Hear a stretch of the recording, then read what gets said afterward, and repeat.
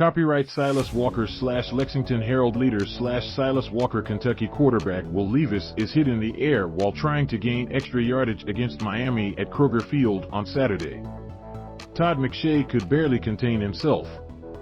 No sooner had the curtain dropped on the first full Saturday of college football than ESPN's NFL draft analyst proclaimed his excitement for a particular college football matchup this Saturday. After what we've seen tonight, McShay tweeted, "I can't wait to scout QB Anthony Richardson live next week versus Kentucky." Richardson versus UK QB Will Levis is the best QB scouting matchup of the first month of the CFB season. That's right, Cats versus Gators, 7 p.m. Saturday in Gainesville on ESPN. Is it too early to call it the Showdown in the Swamp? Ranked 20th in the AP preseason poll, Kentucky opened with a 37-13 win over Miami, Ohio. Soon to be ranked, Florida opened with a 29-26 victory over visiting and 7th-ranked Utah. The last time UK and UF played each other as ranked foes was 2007, UK was no. The last 4 years, Mark Stoops Wildcats are 2-2 versus the Gators. That helped Dan Mullen become former Florida coach Dan Mullen. Billy Napier is now in charge. Napier went 40-12 in 4 years at Louisiana. His Florida debut was a memorable before 90,799 home fans, a record for a UF opener. But this Saturday's most important matchup will come at the most important position. As we all know, Kentucky's quarterback is Will Levis, the 6'3", 232-pound senior flamethrower chock-full of NFL traits.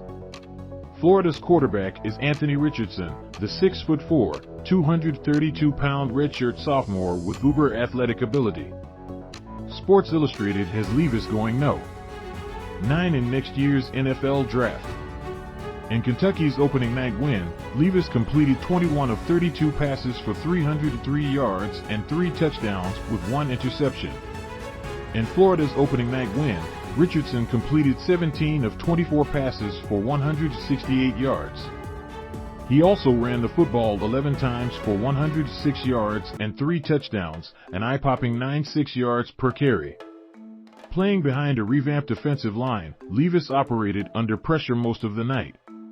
He was sacked 4 times as Miami's stunts and twists found gaps in UK's pass protection. And when Levis did have time to throw, he sometimes missed easy targets. "I've never been more disappointed in a 300-yard, 3-touchdown performance in my life," the QB said afterward. Meanwhile, according to ESPN's Andrea Adelson, Richardson did everything the Gators needed with one highlight play after another, from a dazzling 2-point conversion that left multiple defenders lying on the turf, to a huge 4th and 2 conversion, to the game-winning 2-yard touchdown run with 1:25 remaining. Opening games are ripe for overreactions, however. And the old coaching adage is teams improve more from game 1 to game 2 than at any other time in the season. Now factor in the point that Florida undoubtedly pulled out all the stops to beat a top 10 team, while Kentucky did not have to show all its cards to beat its Mid-American Conference opponent. "I want to be smart about what we put on tape, as well, so I'm excited about what we can do," said UK offensive coordinator Rich Scangarello, who added, "We've got to gel up front." Without suspended 1,300-yard rusher Chris Rodriguez, UK rushed for a net 50 yards against Miami, its lowest total since 2013. That number needs to rise significantly in the Swamp. And Kentucky has to do a better job protecting Levis. If the O-line improves Saturday, I like UK's chances. Virginia Tech wide receiver transfer Tayvion Robinson was dazzling in his Big Blue debut Saturday. True freshman Barion Brown showed his speed on a 100-yard kickoff return for a touchdown. Brad White's defense settled down after allowing a touchdown on the game's opening drive. And Matt Ruffolo was Matt Ruffolo, drilling 3 field goals, including 1 from 50 yards. Moreover, these Kentucky players know they can play with these Florida players. Every season is different, of course.